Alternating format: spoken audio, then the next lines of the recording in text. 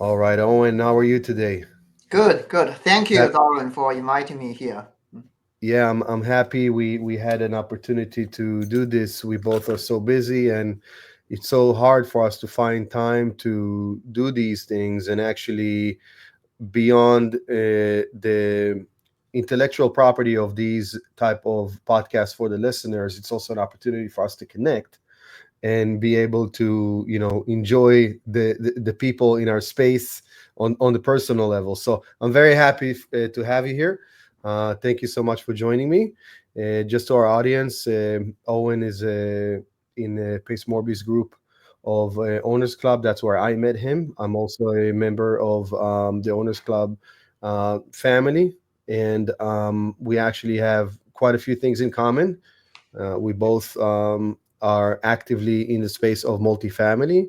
Owen has a background of single family residency, which I don't share. So he has a few layers of experience of things that I did not do, which makes us completely different breeds, which is good. I would really love him to share a little bit of his knowledge with everyone here today.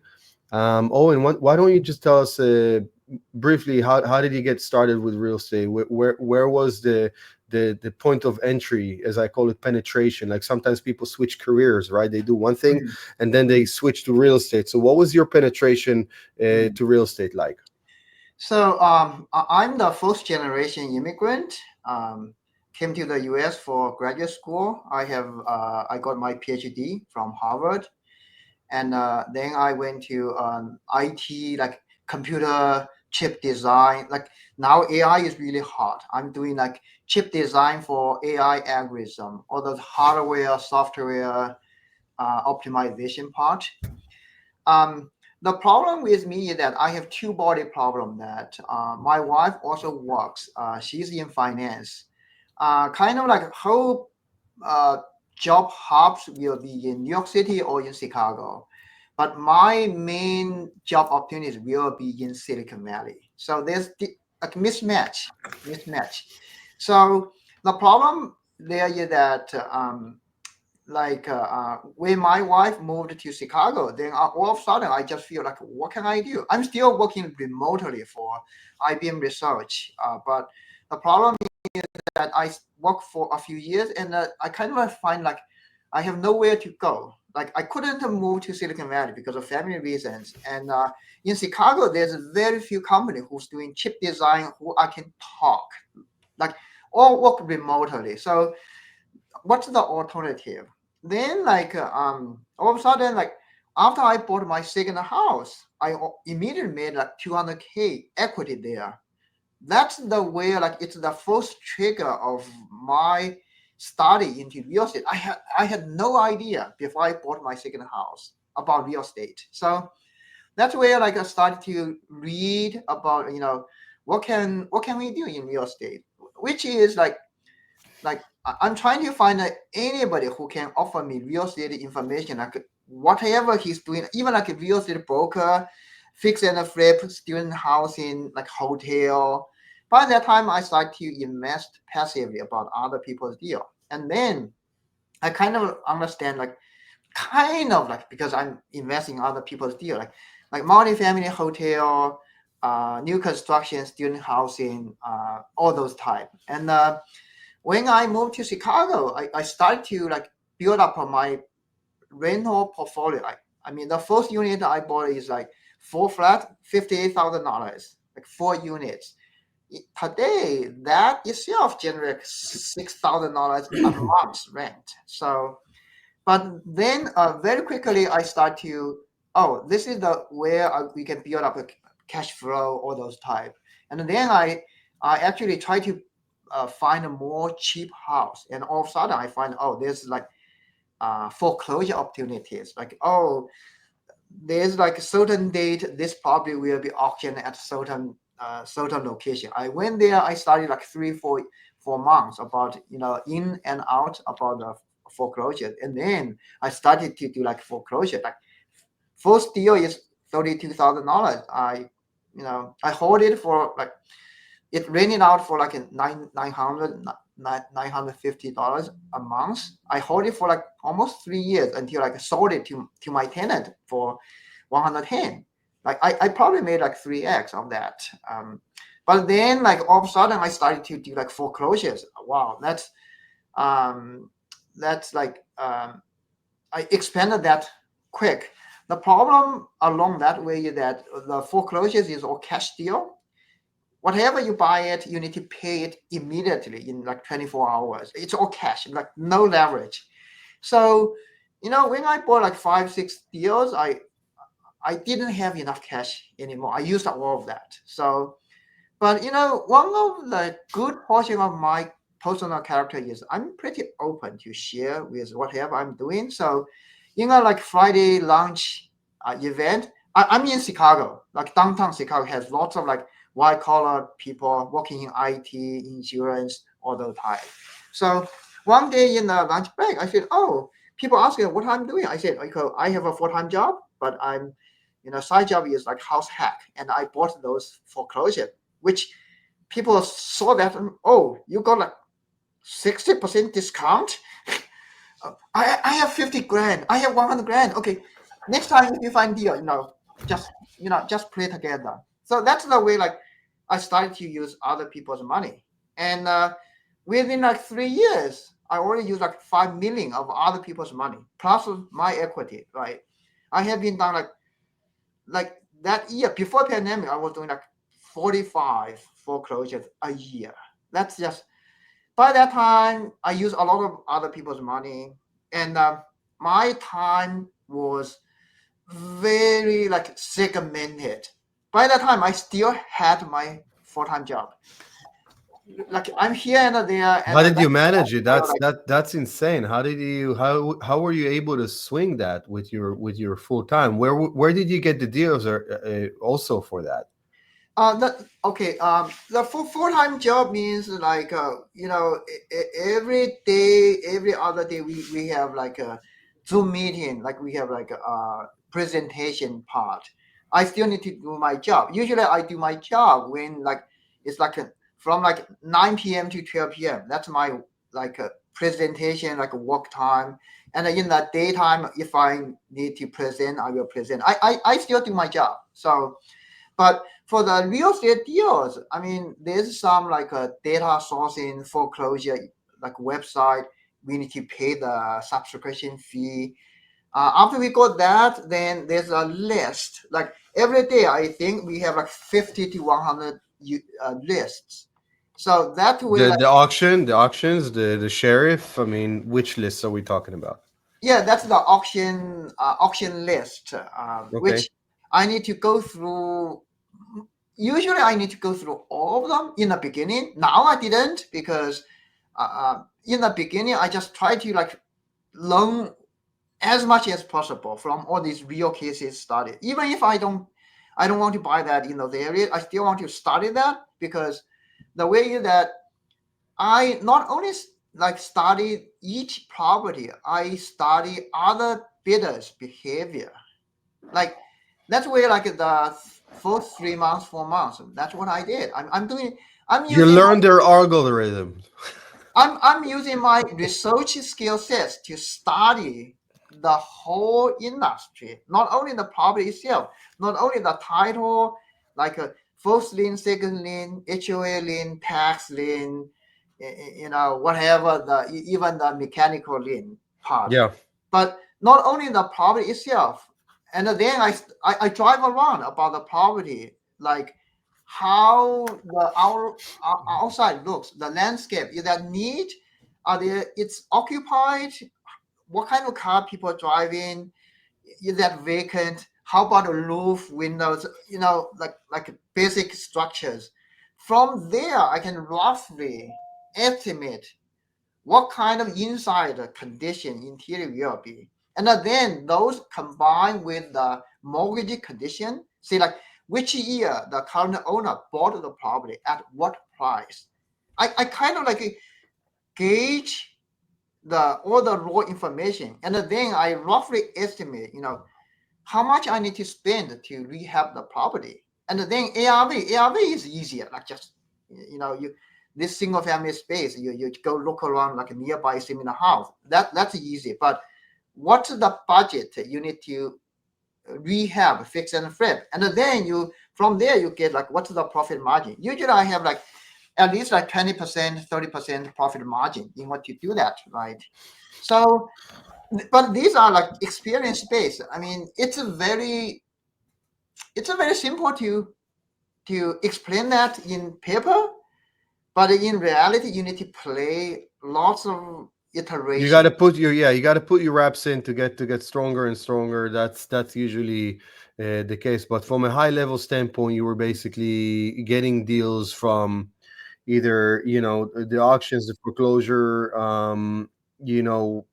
category, and Yeah. you were raising money from people that wanted to basically make a quick return on their money. If I'm hearing you right, um, so tell me about how did you get those people, because we're trying to also provide value in these podcasts. So generally speaking, where did you find all those people that wanted to invest the money, and what kind of a returns did you give them for those type of transactions? I mean, that's like like I mentioned, I started from like a Friday lunch break with buddy, like maybe 10, 15 people every Friday. Because I work from home, I need to interact with people. Like that's what Yeah, I bet. the benefit of living in a city is you have so many people, like you can organize whatever activities. So that's the time for me to enjoy to talk with people and in a So how lunch. did you get the group together of people? How did you put No, together 15 people to for there's like lunch? meetup, like a just Friday lunch break meetup in downtown Chicago. Okay, you come to this restaurant, you have lunch, and then there's other people. Like these are just randomly like hook up. But good thing is that most of them were like working in downtown Chicago. They are like in finance, in insurance, in IT, in those like white collar, and also like my background. Remember, I'm in IT industry. Like I got my PhD from Ivy League. All these connections help me to build up my credibility, and also like deals talks. Like my deals, like I bought the properties like that. I remember like the second one I bought like 69K, but when people like just put the numbers there, it's immediately it's like 140, 150K value, right? That's the like first you need to get up with people, associate with people. Second, whatever you are doing, that's build up the credibility part. I mean, even people will immediately be like, oh, this is a 50% discount. Then they get their interest to, okay, if you have future deals, I want to partner with you. Yeah, Yeah. yeah, So 100%. So how did you, at what point, how long have you been doing the single family for before you transitioned into the multifamily? What made you do the switch also? I'm curious.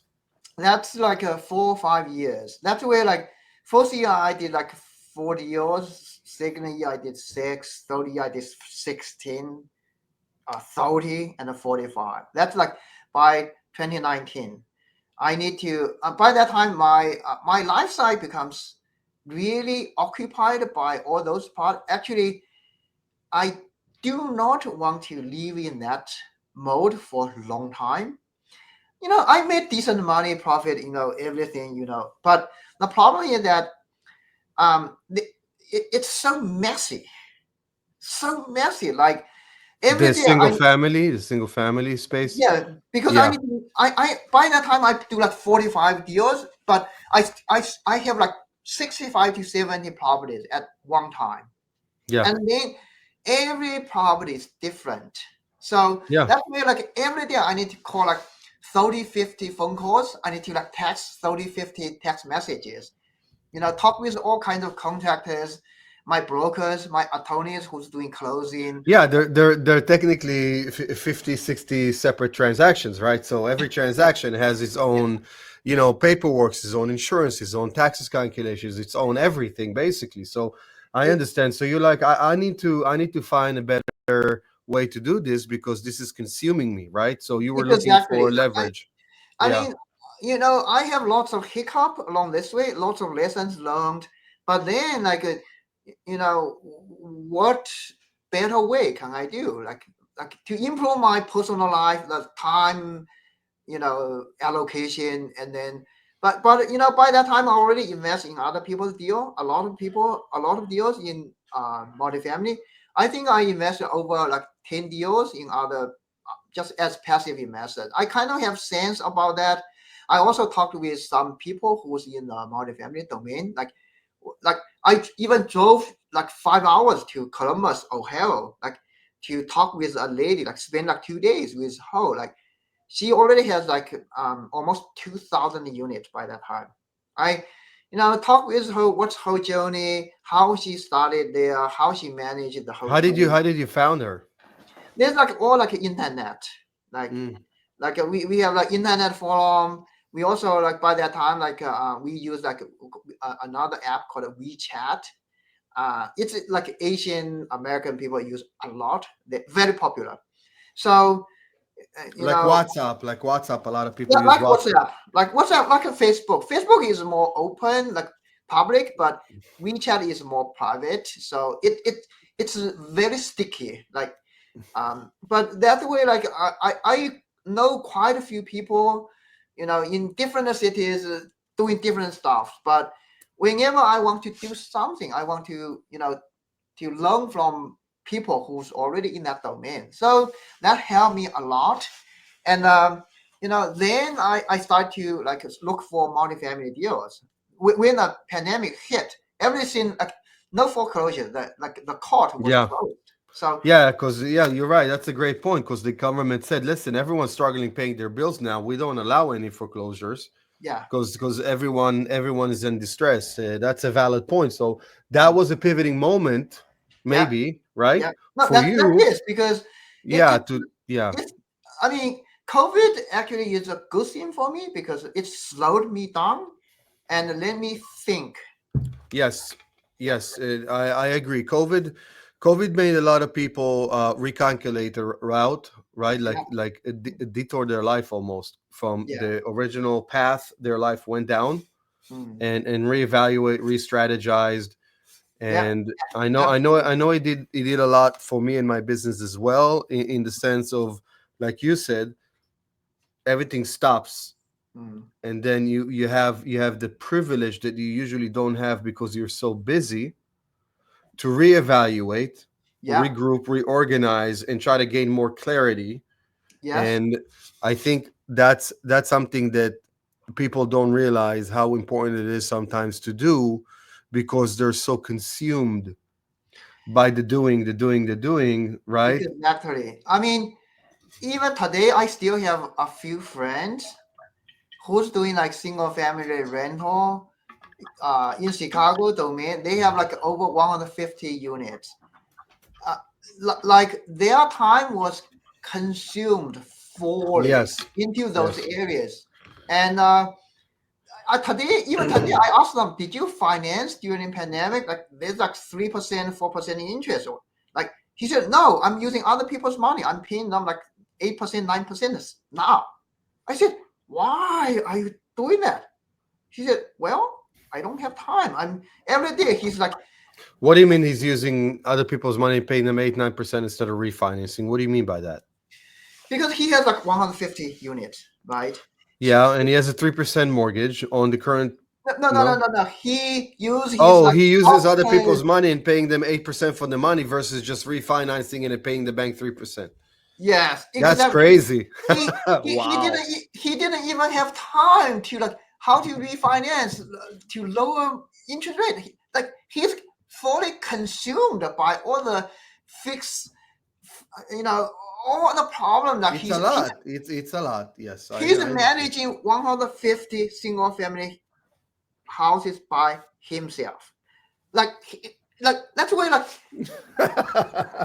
Yeah, yeah. It's yeah. I understand. So COVID came and it kind of made you re-strategize, and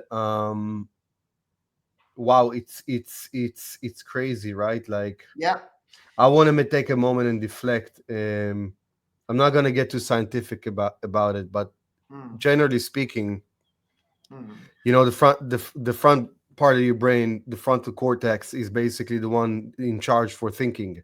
Yeah. Mm. And um, you made a really good observation Mm. that when when it's overloading and it's constantly worrying about what's in front of you, what's in front of you, what's in front of you, you don't Yeah. really see what's ahead for you to plan out. Yeah. And I tossed around the word it consumes you, uh, but in a way, Mm. that frontal cortex being constantly occupied by the tasks ahead, like you said, you were busy calling 40 places, 50 40 transactions, 50 transactions at the same time. You Mm. were making it your brain constantly occupied by Yeah. those properties Yeah. versus analyzing, Mm. okay, what is the better play for you, what is this even the right play for you, right? Mm. Like the high level grand scheme of analyzing your own doings, which is kind of an imperative thing to do when you are working on your career, right? Yeah. And I think a lot of our listeners fail to understand this very important lesson by wanting to be self-employed and finding themselves actually having another job, right? So Yeah. you want to work on your business, you don't want to work in your business, and it's very easy to fall trap into working in your business, especially Exactly. in the beginning, especially Yeah. in the beginning, because you're building, right? And building takes a lot of reps, a lot of effort. Yeah. So that's a great lesson. I see you moving in your chair. You wanted to add to this? Yeah. Yeah. I mean, that's where like everything stopped in early 2020, which actually gave me some time to think about which way to go. And by that time, I really think I really need to scale up because my advantage is I already learned a lot in single family domain. I know all the like construction code, like HVAC, plumbing, electricity, like electrical. How to rehab, what kind of potential pitfalls. All those things I learned about housing, right? So and then I kind of know that managing 100 units, 200 units multifamily will look like because I already invest some of them. I got like quarterly report of the part. I talk with those operators how you know there's like people on site to manage that. All these I have already have good sense. And even in Chicago, I already have like 4 units, 8 units, like like in my foreclosure domain. I really know that the cash flow is much better for 4 units, 8 unit than single family. So, So that's how you started, Owen. I'm sorry. I'm just trying to be mindful of our time, and I know you also have another yeah, a podcast to attend later on. So I would like to try to cover as much as I can yeah, yeah, with yeah, the, with the time that you're giving us, me, our listeners. So yeah. that's how you kind of transitioned, in essence, into To your multifamily. multifamily. You started with your 6 to 8 Yeah. units, and then tell me about how you transitioned and how did you actually went into multifamily. We would love to Yes, hear that. exactly. And then I already made my mind. I need to go to multifamily. Then I try to like find a potential partners. I actually traveled. I flied out to like New Orleans, to Mississippi, to Kentucky. I drove around. Whenever I find opportunity, potential partners who's doing deals, I'm willing to spend my time to go there. So then by end of 2020, all of a sudden, one of my connections said, "Oh, there's a 64 units in Kentucky, but in Cincinnati Metro." So, wow, great! I will drive there. It's like 5 hours for me to drive. So I drove there. Immediately after I saw the property, I know that's a gem. Like, like it's like concrete slab brick with a metal roof. All those windows were cased by like an aluminum. Like outside it's perfect. It's 1960 buildings, but there's even no cracks. Like, but it's so poorly managed. Like it's 64 units. By that time when we check their T12, it's awful. They like collect like $15,000 a month rent for 64 units, which Is it translates to because like of the occupancy, or is it because it's under market it's rent?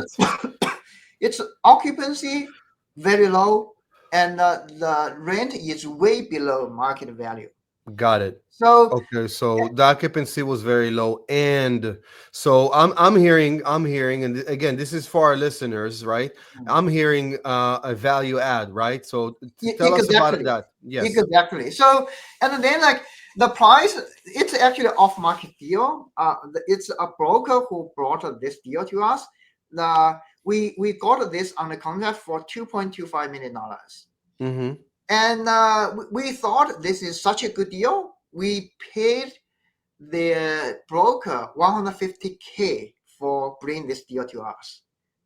Wow. So total will be like, Just for people to understand, usually brokers make 1% of the transaction. So if it was 2.25 million, you said, yeah, then it's like they should nearly, have made one but percent of that. we paid 150K to him for commission because he bring us a good deal. And So I agree with you. I caught $100,000 check on a good land that I built in multifamily, because at the end of the day, if it makes money, it makes sense, right?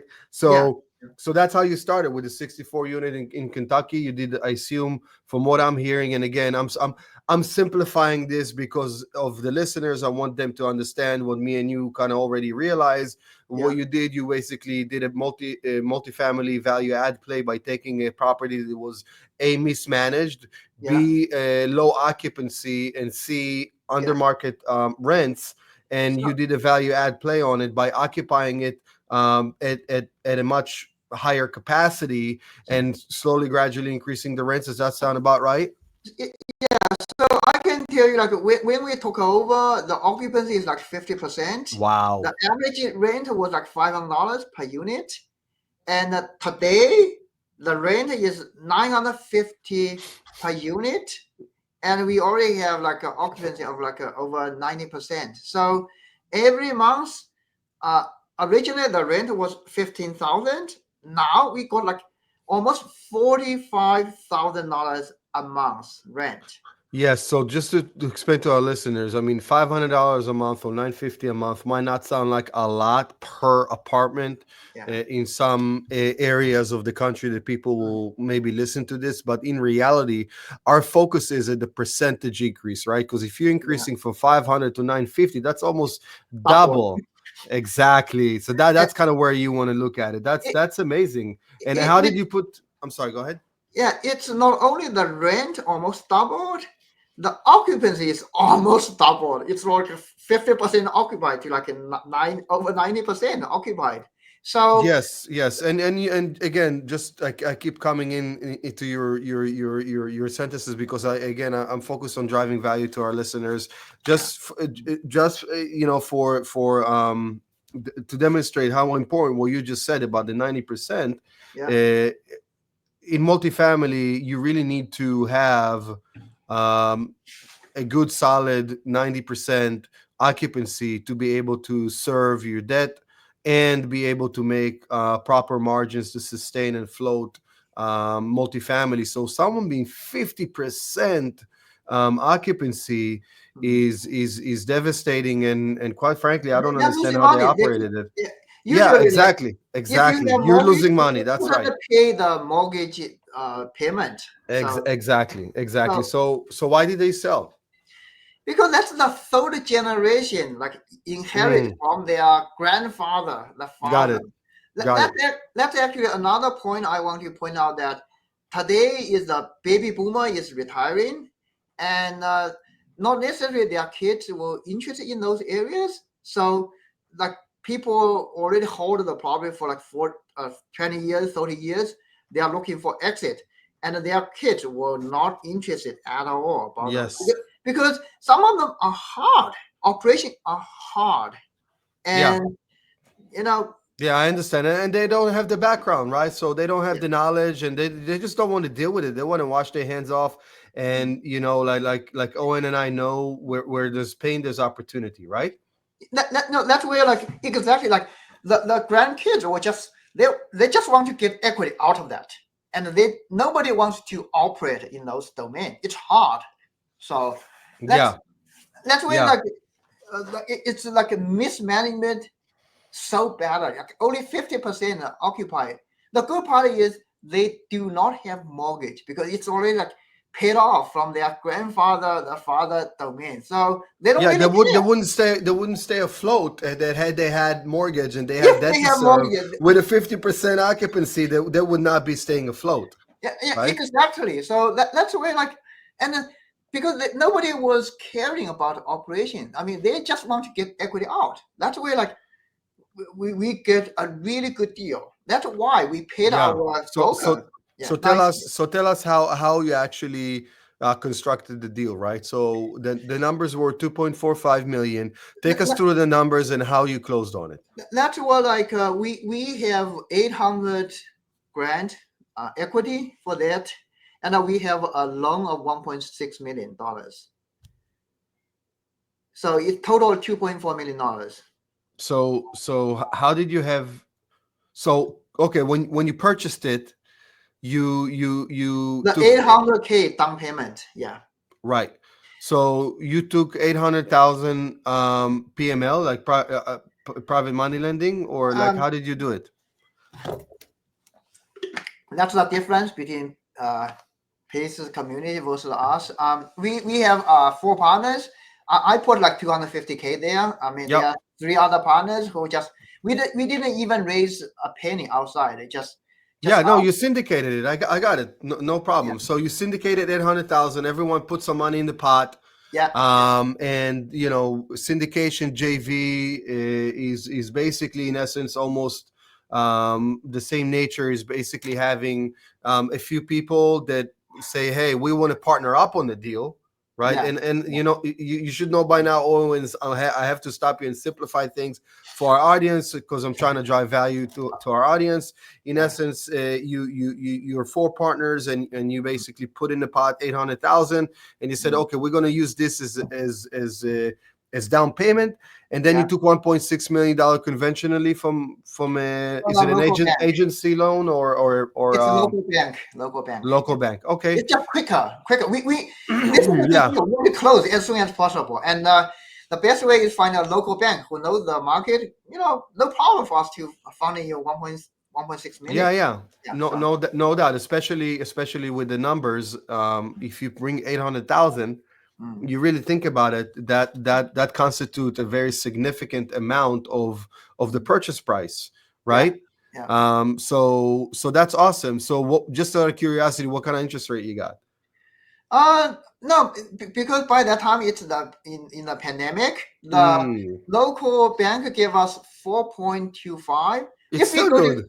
Now, if we go to agency loan, it will be like 3.5, 3.75. Yeah, but for bank, yeah, that's not But bad. for this one, like it's and for Regency loan, we really need to get like they have like an occupancy requirement, like a 90% for three Yes, months. We couldn't yes, get that. that's a So valid point.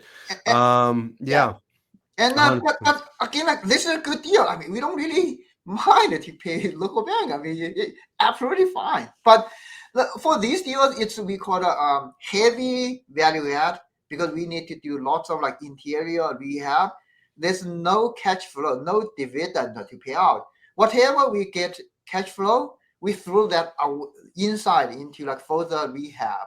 So Right. So what was the capex there? And for our audience, capex is basically capital expenditures, which means it's funds to use towards renovating the property in order to force appreciation on it, yeah. to make it be to make it worth more by through the improvements of it. So how much money did you think, generally speaking, you put in towards a renovation in the property?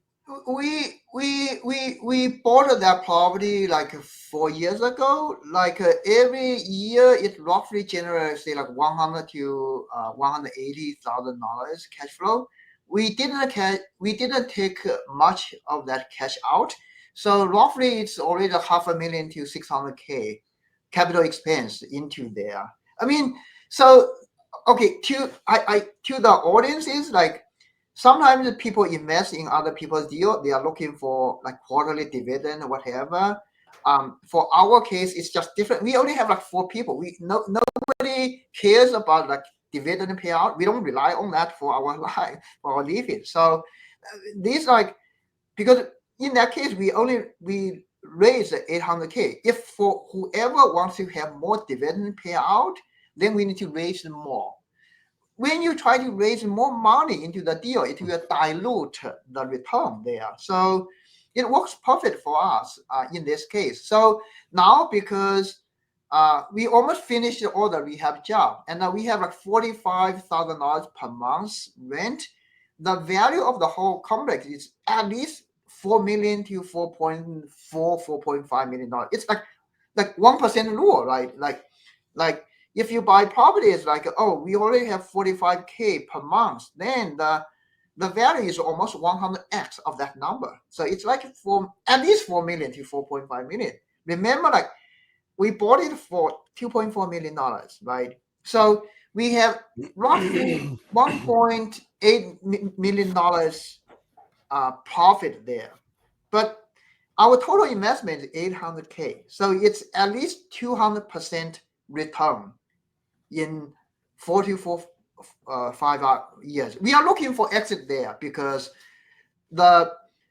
it's not because the property is not performing, but because 64 units are too small for us now. Because again, like that goes back to the beginning, like operation efficiency. We really want to buy something with 100 units or above, because by that time we can at least have like 2 people working on site. Like 100 units equal to like 2 full-time employees there. Kind of like the way for us. So Yeah, so tell us about how you started basically moving up from there, right? You keep mentioning 100 plus units, so tell us about your next transaction, because so the we're going next down the journey that you made. exactly, like after we bought this property, then I actually traveled a lot, by the way. Like I usually travel at least like 10, 15 times a year to different cities, hook up with different meet up different people doing different properties, whatever. These are like the networking build up process, like potential partnership lookup, right? So after I bought this, in two like 1 year later, we found another 114 units in Mississippi. By that time, I already visited like Mississippi area, like the Biloxi, Long Beach area, Hattiesburg, Starkville, all those along that way. Like I drove several times along that way. Like I kind of have feeling about what that looks like. And also it's the reason why I went there is like it's rest states. I mean, it's pretty landlord friendly. I have been doing like landlord in Chicagoland for like several years. Like sometimes like, How do you like that? it took me like 2 years to evict a tenant. Two Yeah, and years. that is why I don't work in Chicago. I don't do Illinois. I don't do California. I don't do Michigan. Yeah. Yeah, exactly. Like I mean, but these all the experience, the hiccup build up in along our previous experience, it pays off. Like where we are looking for, like where to head, right? That's where like it guided me through the whole journey. And then like we bought another 114 units in Hattiesburg. We bought another 230 units in Starkville in Mississippi. These are all like college town, like big state college town. So But I'm hearing that you have an appetite for Mississippi. You seem to like the market. You enjoy the fact that it's landlord friendly, which is also very important. So tell us a bit about those acquisitions. 114 units, 230 units. Take us through, how did you get those deals, and how do you basically transacted with them? Everything from getting the money to them, for them, closing it, and managing, like you said okay, earlier yeah. for me, the three pillars, right? Like you call them the three pillars. Yeah.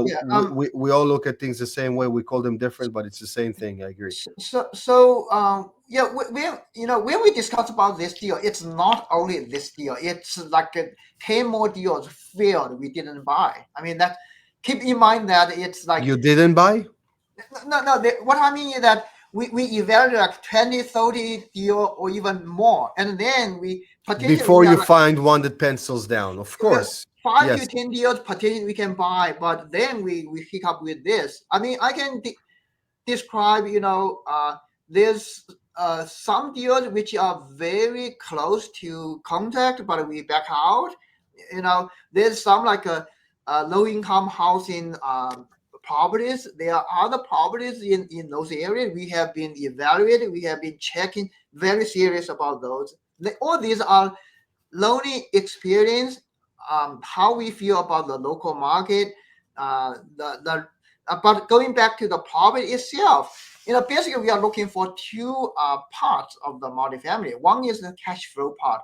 Cash flow part is so important that you don't want to like down the road, your cash flow cannot pay the mortgage.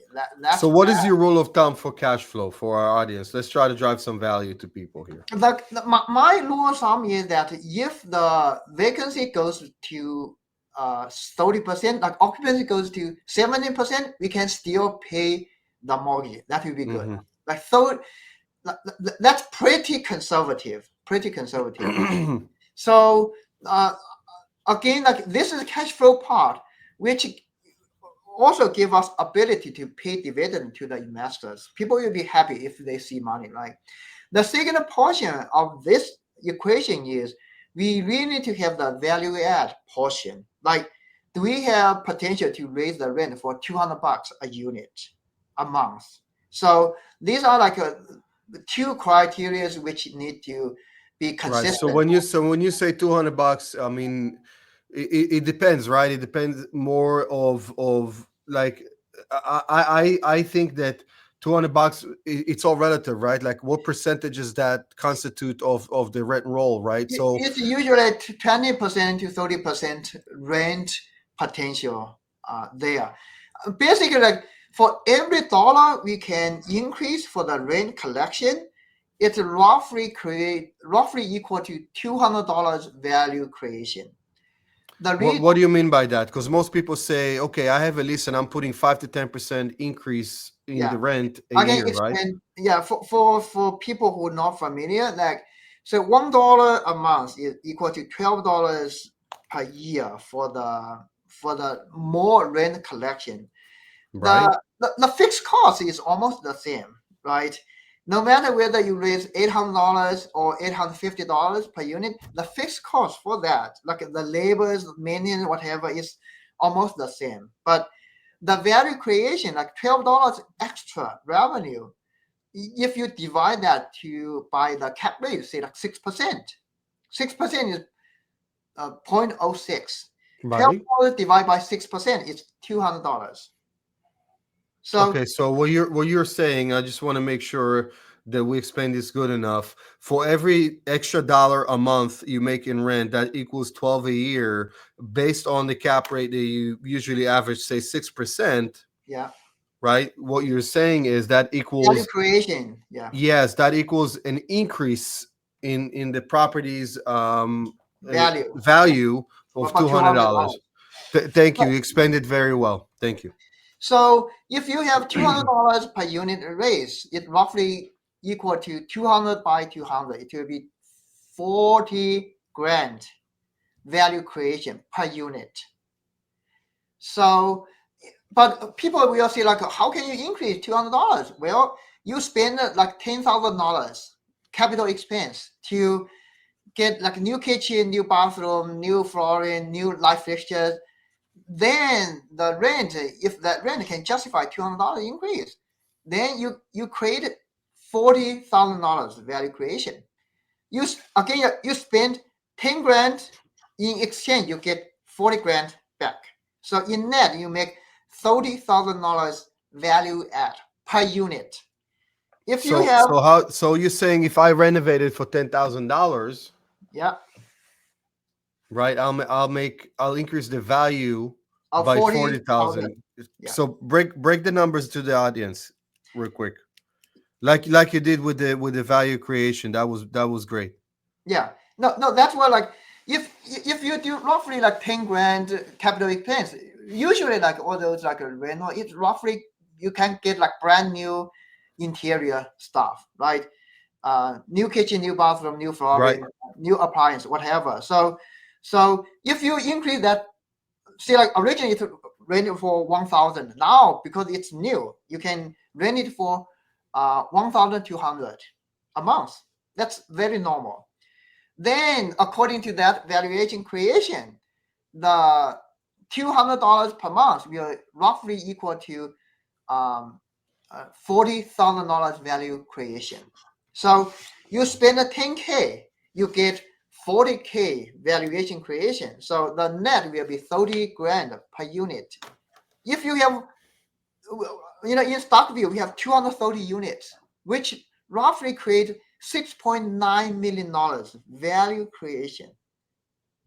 Yeah, So through the rent increase through the rent increase, so due that's to the where like going capex back to is what you're saying. we I need just to have you talk and you compute things very very quickly, and I'm just trying to be mindful of the fact that not everyone listening is in your stage with the level of understanding that you have. So yeah I keep having to slow you down because I know you're proficient at what you're doing and you're very passionate about it.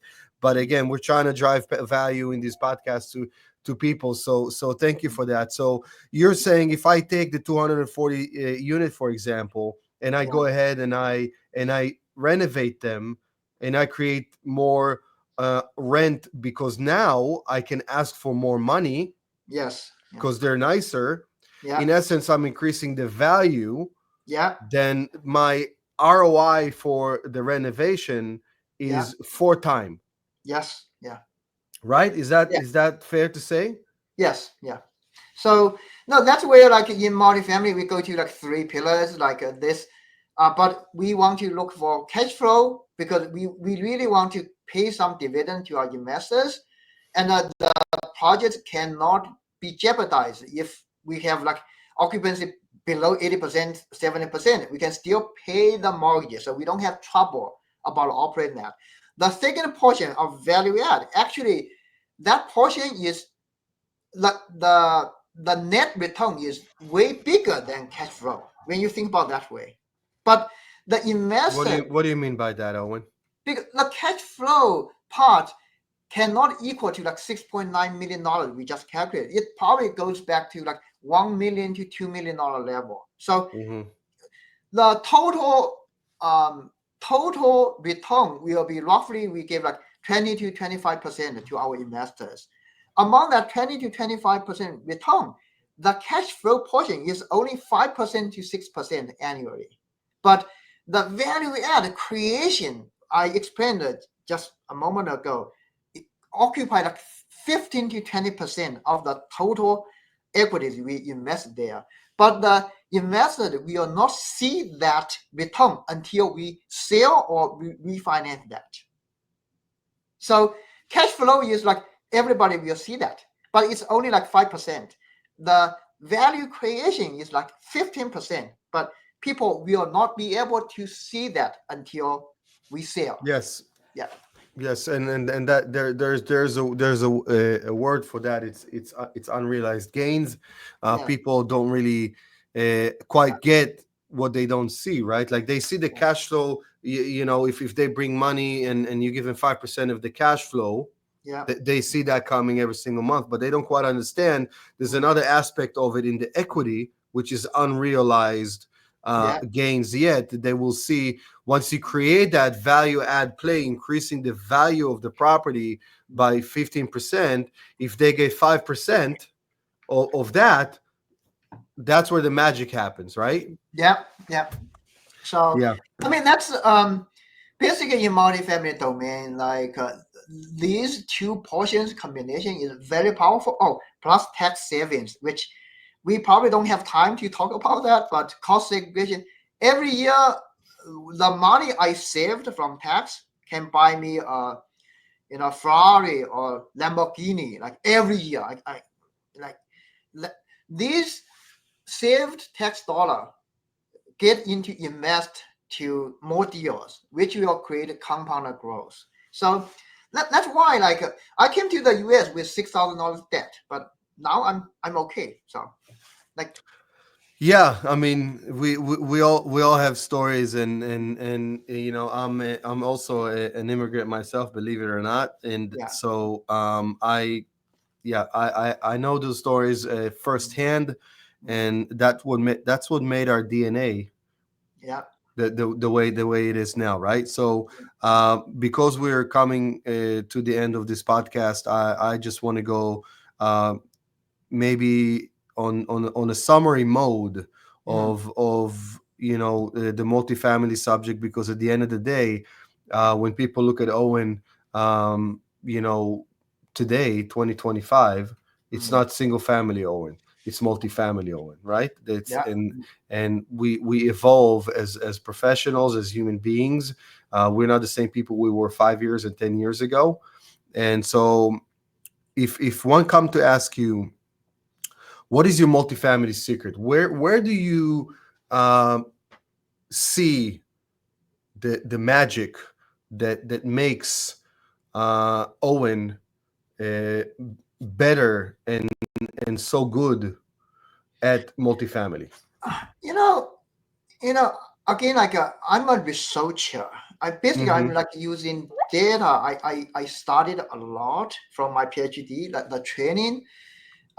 It's the thought process, how to deal with problems. I'm using my research ideas, the techniques to study multifamily. Like I don't take much risk. I do step by step way to slowly step up for my deal size from again like from single family to over 200 units now. From amount of money from like single family, the smallest I got like $32,000 now to like $70 million I bought. Like and then to fundraising, uh, it every piece of these foundations are not like one night thing. It's like long time growth projection. Your trustworthy, your experience. Like like I fumbled a lot in my single family space. Like a few thousand here, a few thousand there, but those are building up my confidence, my foundation. Like I, I know how to deal with these things. These are very important, like to build up your confidence, like step by step way. I don't take big risk. That's where I'm doing. That's where like I really feel like I'm in like exponential stage to raise capital to do bigger deals. That's where like I already raised like $30 million. I really feel I can 10x of that to like $300 million level, which I can do like $1 billion real estate in like 5 to 7 years. Yeah. So you feel that your winning recipe is research. Yeah. Um, you said I don't take risks, and I want to rephrase this. Hmm.